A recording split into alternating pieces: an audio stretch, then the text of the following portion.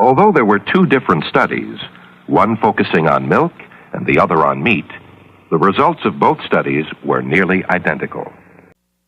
First, you will observe the raw milk animals. They move about the pen with a great deal of agility and coordination.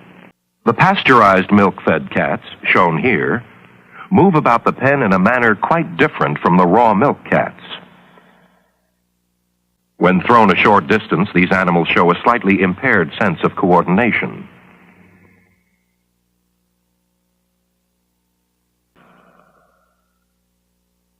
Here is another illustrative comparison. The raw milk female gets in 20 or 30 licks for every one of the pasteurized milk female, then leaps away in disgust. Almost immediately, Pottenger noticed that animals fed the raw meat diet for 2 generations appeared larger than the same generation of cooked meat cats. At 16 weeks, this second-generation raw meat cat weighs 2,000 grams, while the second-generation cooked meat animal only comes up to 1,600 grams.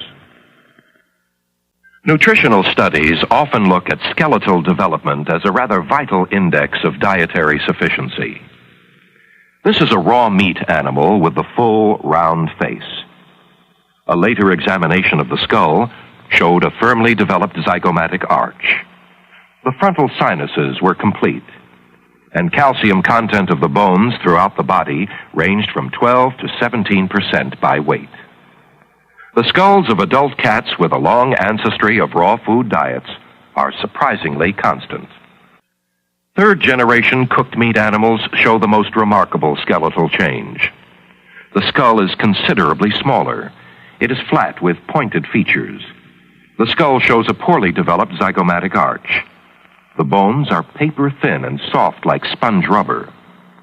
The frontal sinuses had developed in a peculiar fashion, and the calcium content of the bones had fallen to a low 3% by weight. The notion that specific nutritional factors in food may be destroyed by heat processing is obviously not far-fetched.